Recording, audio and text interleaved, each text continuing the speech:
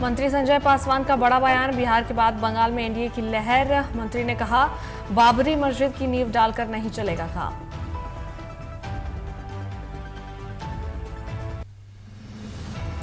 झारखंड की सियासत में हलचल, कभी जेपी नड्डा तो कभी सीएम हेमंत सोरेन ने एक बार फिर दिखाई अपनी ताकत। सरकार और सत्ता को लेकर संशय को ही दवा।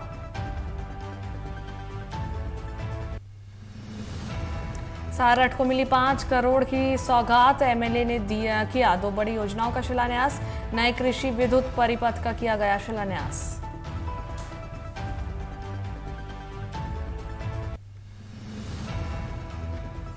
आरजेडी ने युवा फौज तैयार करने की तैयारी की शुरुआत। आरजेडी का नया नारा, हिम्मत है तो हिम्मत है। मंत्री संजय सिंह यादव ने एसआईआर मुद्दे पर जताई नाराजगी।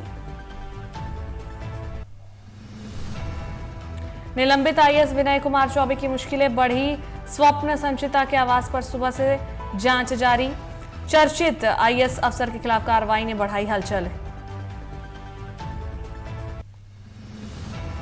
धनबाद में गैस रिसाव पर जांच तेज। झरिया गैस संकट पर विधायक की मुलाकात, जाएं तो कहां जाए प्रभावित लोग। कल पहुंचेगी गैस जांच की 5 टीम। मुंगेर में साइबर ठगों ने लोगों से ठगा लाखों रुपए। साइबर थाना में कराया प्राथमिकी दर्ज। एपी के फाइल डाउनलोड नहीं करने की चेतावनी।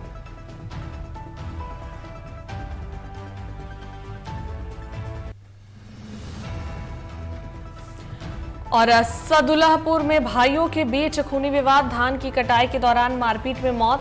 तारकेश्वर बिंद की लाठी से पीटकर हत्या। नमस्कार, आप देख रहे टीवी 45, आपके साथ में अनुष्का। बढ़ते खबरों की ओर, तो इधर सिवान में सांसद विजय लक्ष्मी देवी से 10 लाख की रंगदारी की मांग। रंगदारी नहीं देने पर हत्या की दी गई धमकी। अज्ञात नंबर से आया धमकी भरा फोन। सांसद प्रतिनिधि मनोरंजन श्रीवास्तव ने मैरवा थाना में एफआईआर दर्ज कराई। पुलिस मामले की जांच में जुटी है।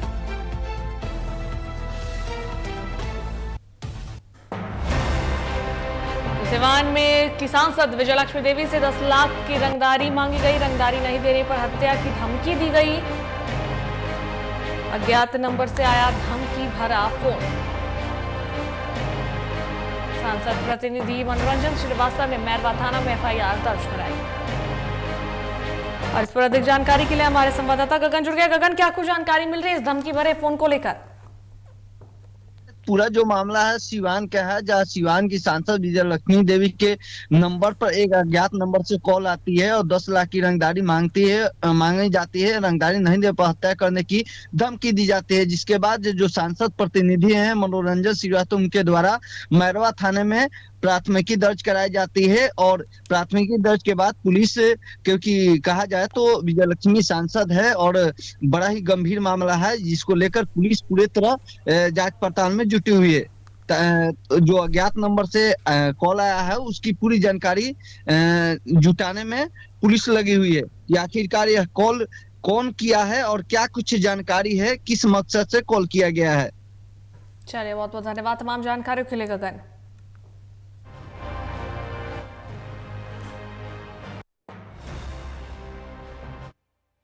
भाजपा विधायक दल की अहम बैठक हुई। शीतकालीन सत्र से पहले रणनीति पर मंथन।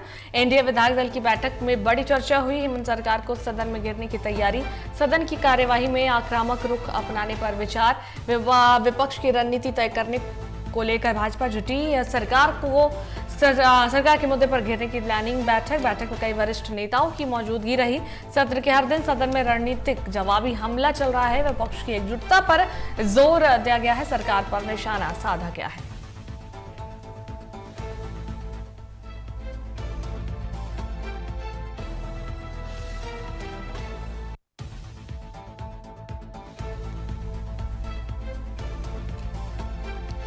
और इस पर अधिक जानकारी के लिए हमारे संवाददाता मोजुद्दीन जुड़ गए हैं। सीधा उनका रुख करेंगे। मोजुद्दीन, आज बैठक हुई विधायक दल की, क्या कुछ जो चर्चा हुई बैठक में? अनुष्का, देखिए, सबसे पहले बात करेंगे झारखंड विधानसभा का शीतकालीन सत्र चल रहा है, जो कि 5 से 11 दिसंबर तक चलना है। और ऐसे में शनिवार और रविवार होने के कारण ये 2 दिन जो सदन की कार्रवाई है वो स्थगित रहती है। और इसी को लेकर के 8 तारीख को यानी कल 8 दिसंबर को सदन की कार्रवाई एक बार फिर से शुरू होनी है।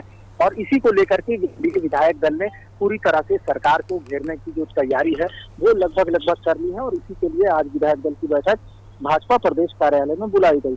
बाबूलाल मरांडी और भाजपा के तमाम जो विधायक है वो इस बैठक में शामिल हुए और खास करके मुख्यमंत्री हेमंत सोरेन के 1 वर्षों के कार्यकाल के नाकामियों को बताने के लिए, साथ साथ मैया सम्मान योजना को विफल बताने को लेकर के और सरकार को विभिन्न ज्वलंत मुद्दों पर लेकर के घेरने की तैयारी को लेकर तमाम विषयों पर मंथन चिंतन किया गया। और साथ साथ ये भी कहा गया कि जो सरकार की जो नाकामी है उसको कैसे सदन के पटल पर हम रखें। और इसके अलावा तमाम अधिकार कह सकते हैं जो विधायकगण हैं उनको कई तरह के टिप्स भी दिए गए।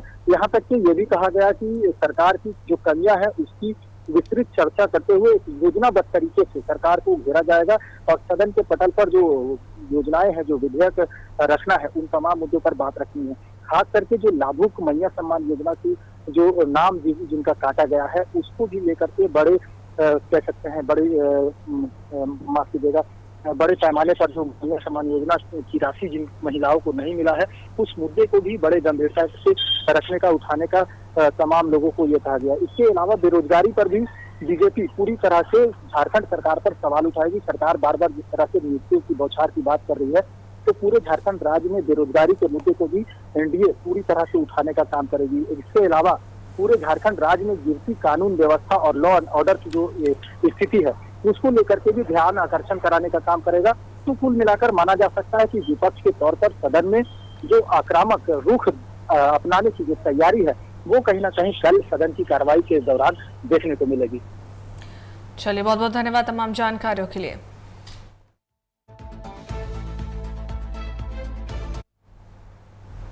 राष्ट्रीय जनता दल ने हेमंत है तो हिम्मत है के नारे के साथ एक बार फिर अपनी युवा फौज तैयार करने की शुरुआत कर दी है।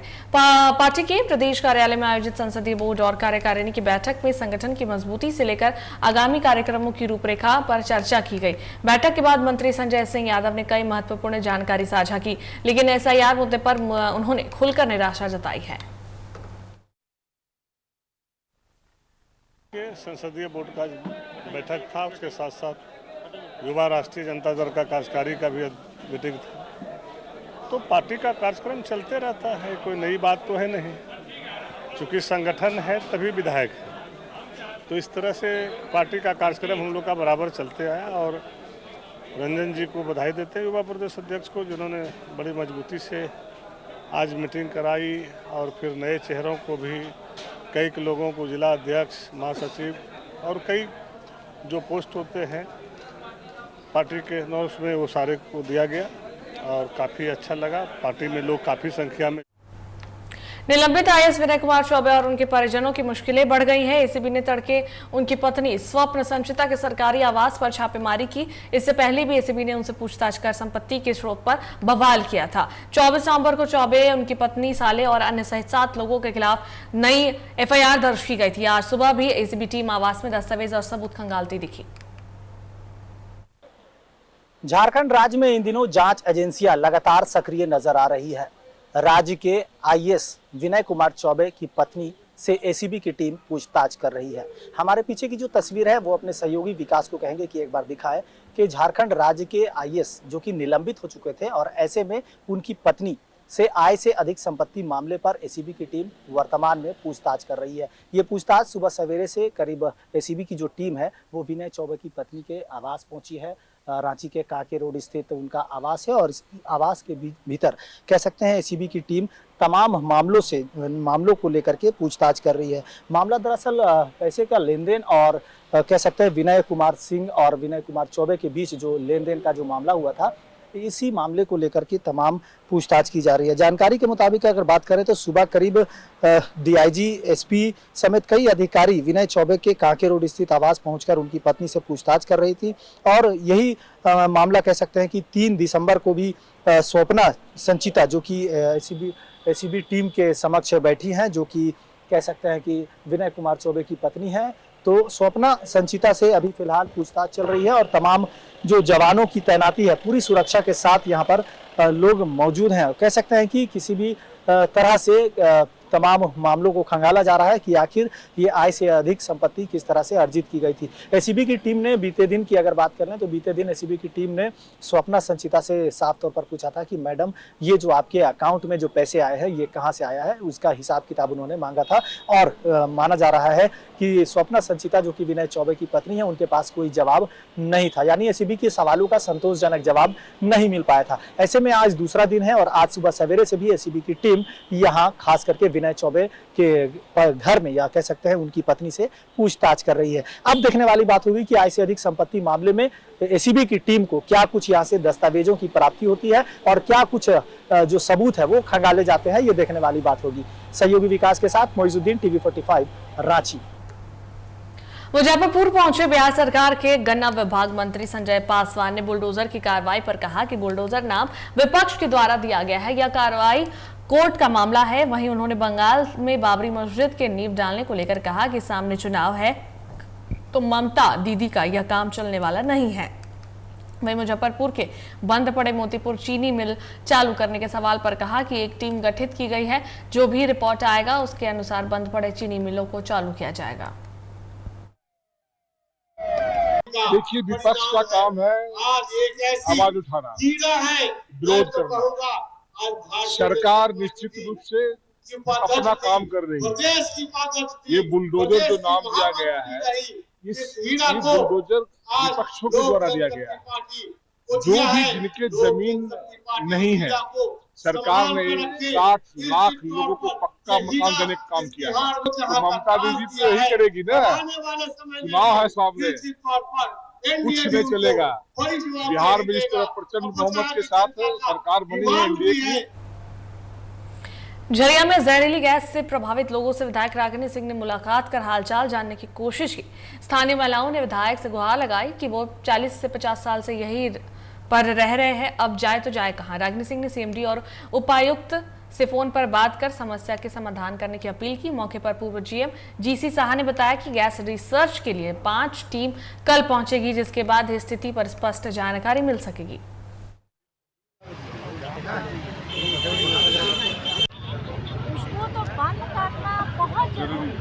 कोयला नाप सकते हैं तो इसके नीचे का गैस कैसे नहीं नाप सकते? हमारे पास संस्था एजेंसी है बट वो यूज। गया जिले के नीमचक बथानी में हम पार्टी द्वारा आयोजित भव्य कार्यकर्ता सम्मान समारोह बड़े उत्साह और उमंग के साथ संपन्न हुआ। इस ऐतिहासिक कार्यक्रम में केंद्रीय मंत्री और हम पार्टी के शीर्ष नेता जीतन राम मांझी मुख्य अतिथि के रूप में उपस्थित हुए। समारोह में हजारों की संख्या में कार्यकर्ताओं और स्थानीय लोगों की उपस्थिति रही, जिससे माहौल पूरे दिन राजनीतिक रंग में डूबा रहा। मांझी ने कहा कि पार्टी की असली ताकत उसके समर्पित कार्यकर्ता है, जो गांव-गांव जाकर पार्टी की विचारधारा को जन जन तक पहुंचाते हैं। कार्यक्रम के दौरान केंद्रीय मंत्री मांझी ने उपस्थित गरीब और जरूरतमंद महिलाओं के बीच 3500 से अधिक कंबलों का वितरण किया। समय में हम हाथियों को अपना चुनाव क्षेत्र मान करके यहाँ जितावेंगे और अगर जनता साथ दिया जीत गए तो यहाँ बदलाव लाएंगे। तो आज यहाँ अत्रि के इतिहास में पहला समय है कि कोई कंबल बांट रहा है और यही नहीं बांटे हैं, आज 3500 कंबल बांटे हैं। 4 पॉइंट आज हम घोषणा कर दिया है कि वो गहलौर घाट में बांटेंगे, टौसा में बांटेंगे, सरवादा में बांटेंगे और एक आध जगह और बांटेंगे। देखिए, मंदिर मस्जिद बनने में कोई दोष नहीं है, बनना चाहिए, लेकिन बाबरी मस्जिद बना के धार्मिकता को उन्माद में ला करके अगर कर रहे हैं तो वो गलत है, ऐसा नहीं होना चाहिए। आज अत्रि विधानसभा में जो एनडीए का प्रचंड बहुमत मिला और अत्रि ने जो हिंदुस्तानी आवाम मोर्चा सेकुलर पार्टी जो जीती, उसके उपलक्ष्य में कार्यकर्ता सम्मान समारोह का नीमचक बथानी प्रखंड के मई पंचायत में रखा गया था और इसमें मुख्य अतिथि के रूप में केंद्रीय मंत्री श्री जीतन राम मांझी जी मौजूद थे और एनडीए के 5 दल के यहाँ पदाधिकारी और आसपास के सारे कार्यकर्ता जो नीतीश जी, नरेंद्र भाई मोदी जी, चिराग जी, उपेंद्र कुशवाहा जी और जीतन राम मांझी जी और डॉक्टर संतोष मांझी जी के मानने वाले जितने भी लोग थे वो सब आज यहाँ पर आए हुए थे। यहाँ रुकेंगे एक छोटे से ब्रेक के लिए।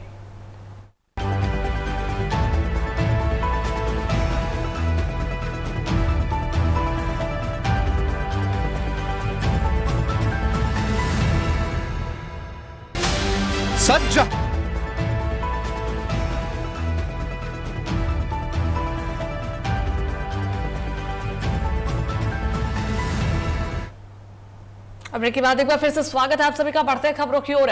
हजारीबाग पुलिस को संगठित अपराध के खिलाफ बड़ी सफलता मिली है।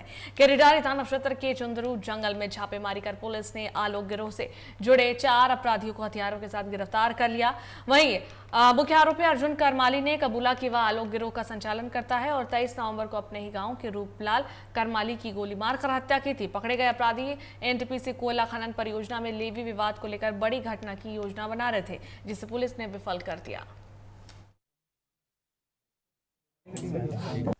अभी टीएसपीसी का जो फ्रैक्शन है जो अलग हुआ, उसके कुछ लोग अभी बचे हैं, जिस पर हम लोग के नज़र में है और जल्दी हम लोग उनके अगेंस्ट भी कार्रवाई कर लेंगे। कोई बड़ा नाम सर?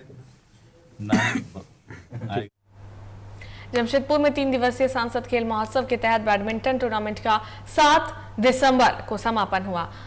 लगभग 600 बच्चों ने पूरे पूर्वी सिंहभूम जिले से भाग लिया।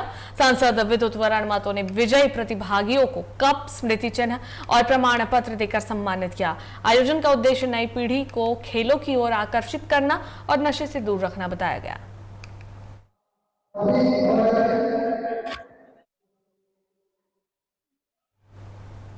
विनोद बिहारी महतो कुलांचल यूनिवर्सिटी धनबाद के 5 एनएसएस स्वयंसेवक 10 दिवसीय राष्ट्रीय साहसिक शिविर में भाग लेने के लिए रवाना हुए। हिमाचल प्रदेश के पिरडी में रिवर राफ्टिंग सेंटर में 9 दिसंबर से 19 दिसंबर 2025 तक राष्ट्रीय साहसिक शिविर का आयोजन हुआ। युवा कार्यक्रम और खेल मंत्रालय भारत सरकार की ओर से किया जा रहा है, जहां कुलपति डॉक्टर राम कुमार सिंह ने कहा एनएसके के स्वयंसेवक विनोद बिहारी महतो कुलांचल यूनिवर्सिटी धनबाद का नाम ऊंचा कर रहे हैं।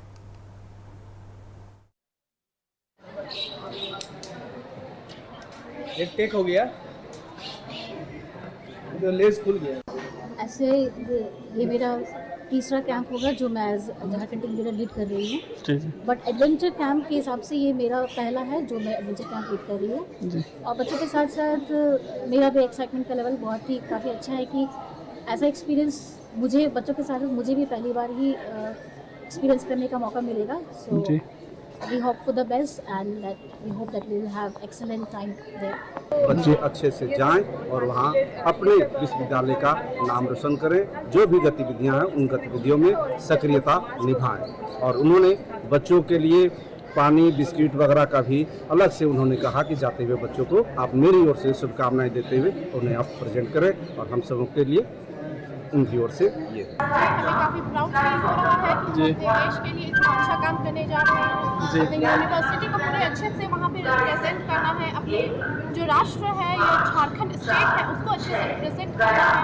हमारा मोटिव ये है कि हम वहाँ जाएँ और लोगों को बताएं कि झारखंड के लोग जो हैं वो भी एडवेंचर के लिए काफ़ी अच्छे हैं, काफ़ी अच्छे स्टूडेंट्स हैं, रिप्रेजेंटेटिव्स हैं यहाँ पे जो कि झारखंड को यहाँ से रिप्रेजेंट करने। हम लोग राष्ट्रीय सेवा योजना से है, एनएसएस की तरफ से है, जो कि हम लोग का नेशनल एडवेंचर कैंप में हम लोग का सिलेक्शन हुआ है, क्योंकि हम लोग हिमाचल प्रदेश धर्मशाला जा रहे हैं। और इससे हम लोग को रिवर राफ्टिंग सिखाया गया है। मतलब एक राष्ट्र का मतलब होता है राष्ट्र को सेवा देना। तो वहाँ पे लोग कैसे रहते हैं, पहाड़ की एक अलग दुनिया है। वहाँ पे हम लोग को बहुत कुछ एडवेंचर मिलेगा, वहाँ पे हम लोग को बहुत कुछ सीखने को मिलेगा कि पहाड़ पे लोग। आर स्वायर ग्रुप के प्रमुख रवि बुंदेला ने धनबाद नगर निगम महापौर चुनाव में उतरने की औपचारिक घोषणा की। उन्होंने कहा कि शहर को व्यावसायिक समझ, अनुशासन और पारदर्शिता पर आधारित नेतृत्व की जरूरत है। रवि बुंदेला राजनीतिक रूप से नए हैं, लेकिन पानी, सड़क, नालों और मोहल्लों की समस्याओं को सुलझाने में सक्रिय रहे हैं और लोगों ने उनके ईमानदार और तुरंत प्रतिक्रिया देने वाले रवैये को सराहना किया। एक स्वच्छ, साफ सुथरा, हर एक तरीके से इसको आगे ले जा सके, उस एक नई सोच के साथ हम लोग आगे बढ़ रहे हैं। बाकी आप लोग बेहतर हम लोग के साथ सुझाव के साथ आगे आपके सुझाव। कोडरमा घाटी में एक कार अनियंत्रित होकर सड़क किनारे खड़ी महिलाओं और एक बच्ची को रौंदते हुए पलट गई, जिससे 45 वर्षीय सुनीता देवी की मौत हो गई और 4 महिलाएं और एक 8 वर्षीय बच्ची घायल हो गई। बताया जा रहा है कि चलती कार से एक युवक अचानक कूद गया, जिससे चालक नियंत्रण खो बैठा। सभी घायलों को सदर अस्पताल कोडरमा में भर्ती कराया गया है।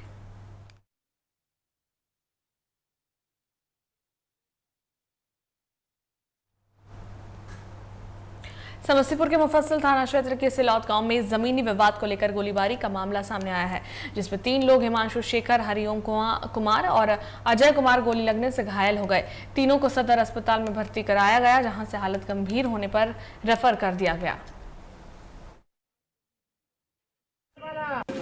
और नियंता वो लगभग 2 बीघा के आसपास जमीन को कब्जा किए हुए थे, जो सरवन पानी को बटैया पर दिए हुए थे। उसी को लेकर के इन लोग का विवाद चल रहा था। तो आज ये लोग अपना जमीन को जोतने जा रहा था लोग, इसी दौरान में श्रवण साहनी और उनके अन्य लोग जो है आकर के वहाँ जमीन पर गोलीबारी किए हैं, जिससे कारण 3 आदमी जख्मी हुए हैं और 2 आदमी जैसे डी के गिदरी गांव में देवर पर घर में घुसकर जेवर सामान ले जाने का आरोप लगा है।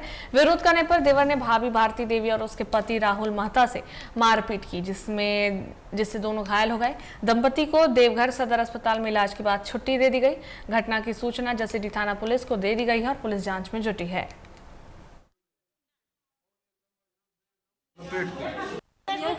घर घुसी गए, सब जेवर निकाली लड़का रोजा बोल लिए तो उनका मारपीट करे कर उनका घरा करे करे लगले, टंगारी उठा के मारन काटन तोड़ने लगले। दूल्हा हमरा कम पर साल जब बोल लिए दूल्हा तो दूल्हा बात बोले करके हम कन्या पैसा और जेवर दें तो उनका नहीं दिए करे लगले। तो उनका बोली लड़के ढाबा निकाले लड़के गरज वीडियो बनाए लड़के बोले लगल कि कहन देवी तो टेंगा उठाए कर काटल करे लगले। वहाँ में एकदम पकड़ी धकड़ी कर लिए। तक बाद गेले मोटरसाइकिल लेकर कन्या यहीं रहे, गेले मोटरसाइकिल लेकर सारा बुलाए कर सारो अल 12।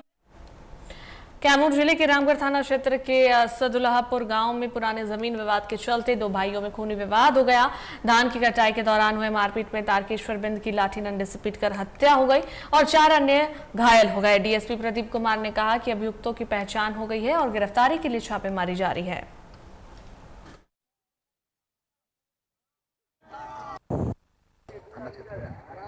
रामगढ़ थाना क्षेत्र अंतर्गत सदुल्लापुर ग्राम में 2 भाई थे, तारकेश्वर बिंद और उनका एक हिरामन बिंद भाई हैं। दोनों भाई के बीच भूमि विवाद का मामला चल रहा था एसडीएम कोर्ट में, और उसी को लेकर के आज धान कटनी करने को लेकर के मारपीट किया गया, जिसमें तारकेश्वर बिंद की मृत्यु हो गई है।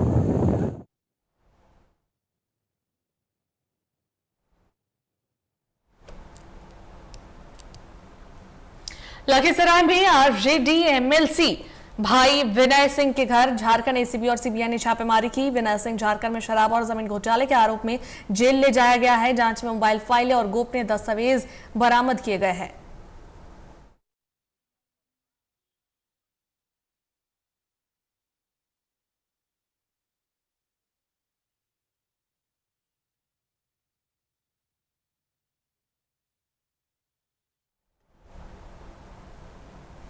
और बगहा में भूमि विवाद को लेकर 2 लोगों की गिरफ्तारी हुई है। सोनखर वार्ड नंबर 5 निवासी सैफुल्लाह अंसारी को शुक्रवार को पकड़कर न्यायिक अभिरक्षा में भेज दिया गया है। वहीं शनिवार को नारायणपुर मोहल्ले में छापेमारी के दौरान आरोपी खालिद अनवर उर्फ गुड्डू को पकड़ने गई पुलिस टीम को परिजनों के विरोध का सामना करना पड़ रहा है। थाना अध्यक्ष दीपक कुमार ने बताया कि 3 नवंबर को भूमि विवाद में दोनों पक्षों में मारपीट हुई थी।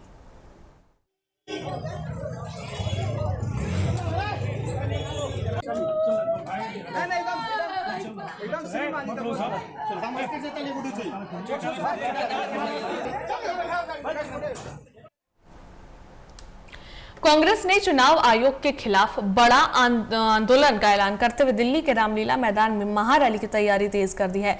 इसी को लेकर कटिहार जिला कांग्रेस की बैठक राजेंद्र आश्रम में हुई, जिसकी अध्यक्षता जिला अध्यक्ष सुनील कुमार यादव ने की। नेताओं ने एसआईआर प्रक्रिया में अनियमितताओं का आरोप लगाते हुए कहा कि चुनाव आयोग भाजपा के प्रभाव में काम कर रहा है। बैठक में लोकतंत्र बचाने की लड़ाई को मजबूत करने का संकल्प लिया गया। 14 तारीख को एक बड़ा यहाँ रैली होना है दिल्ली में। कांग्रेस पार्टी का आह्वान हुआ है कि जी का जो बड़ा विचार हुआ एसआईआर के विरोध में, तो कटिहार कांग्रेस के सैकड़ों में लोग यहाँ से जाएंगे। बहुत लोगों ने रिजर्वेशन करा लिया है, जैसा कि लोगों ने डिमांड किया है यहाँ अगर 2-4 बोगी अगर दे दे तो उससे जाने में सहूलियत होगी, लेकिन लोग अपना अपना टिकट बना लिए हैं। निश्चित रूप से कटिहार से भारी संख्या में लोग जाएंगे। थोड़ा पीछे आइएगा, थोड़ा पीछे।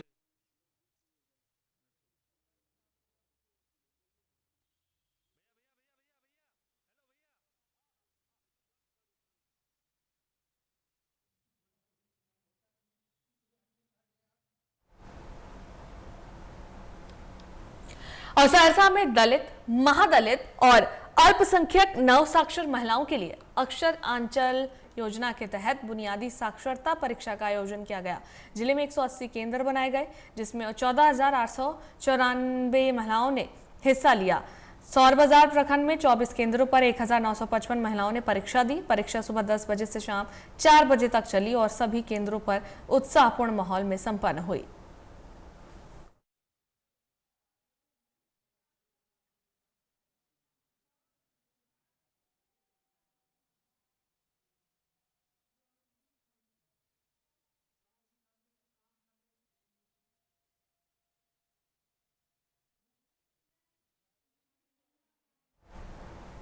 मुख्यमंत्री हेमंत सोरेन को अपमानजनक शब्द कहे जाने को लेकर पूर्व मंत्री दुलाल भुइयां के खिलाफ जमशेदपुर के सीताराम डेरा थाना में लिखित शिकायत की गई है। वहीं इस मामले में जानकारी देते हुए झारखंड मुक्ति मोर्चा के केंद्रीय समिति सदस्य प्रमोद लाल ने कहा कि 28 नवंबर को एक प्रेस कॉन्फ्रेंस के दौरान पूर्व मंत्री दुलाल भुइयां ने सीएम हेमंत सोरेन को शैतान सोरेन कहकर संबोधित किया था। ऐसे बयान से संवैधानिक पदों की मर्यादा और गरिमा को ठेस पहुंचती है। इसके साथ ही उन्होंने थाना प्रभारी से दुलाल भुइयां के खिलाफ भारतीय दंड संहिता की धारा 352 के तहत कार्रवाई करने की मांग की है। सीताराम डेरा थाना में एफआईआर किए हैं, लिख के दिए हैं और कहे बड़ा वो को एफआईआर कीजिए, दफा लगाइए और इस पर कार्रवाई कीजिए। भारतीय दंड संहिता के 352 के तहत किसी को भी सम्मानित पद पर रहने वाला व्यक्ति को हमारे झारखंड के मुख्यमंत्री हेमंत सोरेन जी को अपशब्द कहा है, इसलिए इस पर कार्रवाई हो और इस पर 2 साल का सजा है, 2 साल का सजा है। और इस तरह का बात बोल रहा है कि शैतान सोरेन है। इसी चीज को लेकर आज हम लोग आए हैं और सारा चीज लिखे हैं। खुद अपने अब्बा डब्बा मुर्गा पाड़ा सारा चीज कराता है और ऐसे व्यक्ति जिसको झारखंड मुक्ति मोर्चा फर्श से अर्श की ओर ले जाने का काम किया, कैबिनेट मंत्री बनाया, भू राजस्व मंत्री, सहकारिता मंत्री बनाने का काम किया, आज वैसे व्यक्ति जो। और इस बुलेटिन में फिलहाल इतना ही। देखते रहिए TV45। नमस्कार।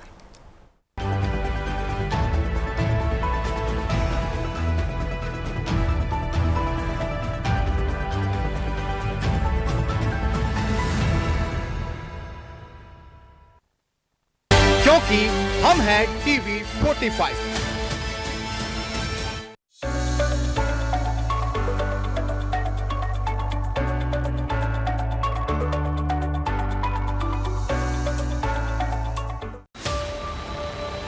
सच जहां हम वहां।